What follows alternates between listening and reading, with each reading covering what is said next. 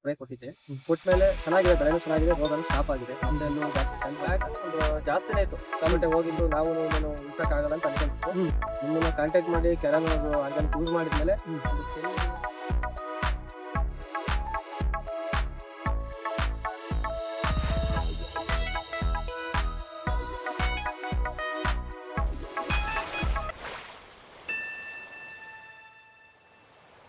ನಮಸ್ಕಾರ ರೈತ ಬಾಂಧವರೇ, ನಾನು ನಿಮ್ಮ ಪ್ರೀತಿಯ Basavaraj, Keran organic private limited Davanagere ವತಿಯಿಂದ ನಾವಿವತ್ತು ಬೇಲೂರ್ ಹತ್ರ ಬಿಕ್ಕೋಡು ಅನ್ನೋ ಒಂದು ಊರಲ್ಲಿದ್ದೀವಿ.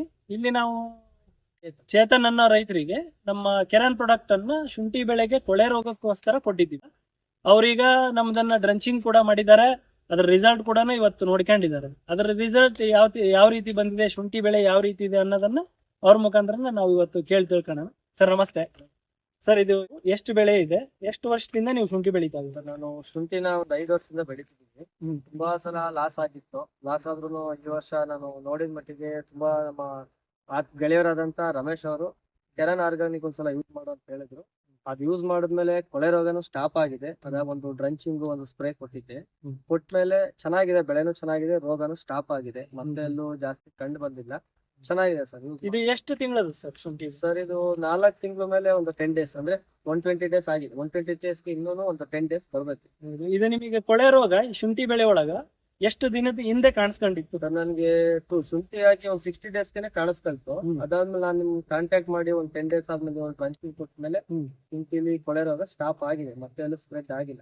ಅಂದ್ರೆ ನೀವು ಈಗ ಕಳೆದ 60 ದಿನದ ಮುಂಚೆನೆ ಶುಂಠಿ ರೋಗ ಇದು ಕಾಣಿಸ್ಕೊಂಡು ಬಟ್ ಇದನ್ನ ಡ್ರಂಚಿಂಗ್ ಮಾಡಿದ್ಮೇಲೆ ಇಲ್ಲಿ ತನಕನೂ ಮತ್ತೆ ಮುಂದೆ ಸ್ಪ್ರೆಡ್ ಆಗಿಲ್ಲ ಸರ್. ಒಂದು 5 ಗುಣಿ ಸ್ಪ್ರೆಡ್ ಆಗಿದೆ. ಅಂದ್ರೆ ಒಂದು 60 ಡೇಸ್ ಬ್ಯಾಕ್ ಒಂದು ಜಾಸ್ತಿನೇ ಇತ್ತು. ಟೊಮೆಟೊ ಹೋಗಿದ್ದು ನಾವು ಇನ್ನೇನು ಉಳ್ಸಕ್ ಆಗಲ್ಲ ಅಂತ ಅನ್ಕೊಂಡಿತ್ತು.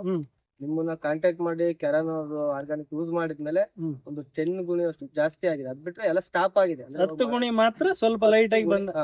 10 ಗುಣಿ ಜಾಸ್ತಿ ಆಗಿದೆ. ಅಂದ್ರೆ ಅದು ನಮ್ಮ ಇಂದಾನೆ ಜಾಸ್ತಿ ಆಗಿದ್ದು.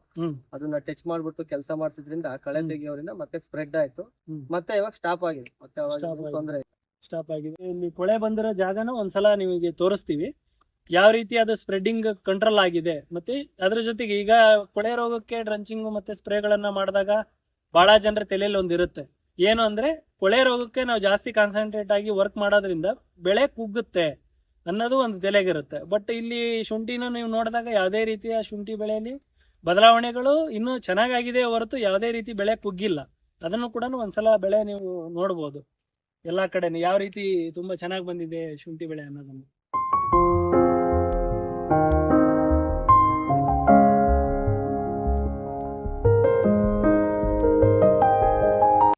ನೀವು ಮರಿಗಳನ್ನ ಕೂಡ ಇದ್ರಾಗ ನೀವು ಅಬ್ಸರ್ವ್ ಮಾಡಿ ಕೌಂಟ್ ಮಾಡಿದ್ರೆ ಗೊತ್ತಾಗ.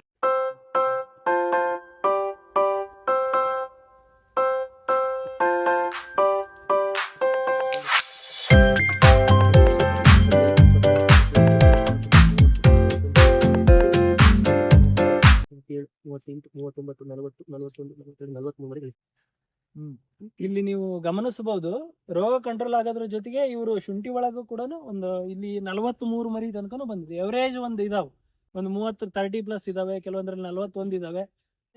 ಸರ್, ಈಗ ಇದನ್ನ ನೀವು ಮರಿಗಳು ಕೌಂಟ್ ಮಾಡಿದ್ರಿ, ಹೌದ್ರಾ?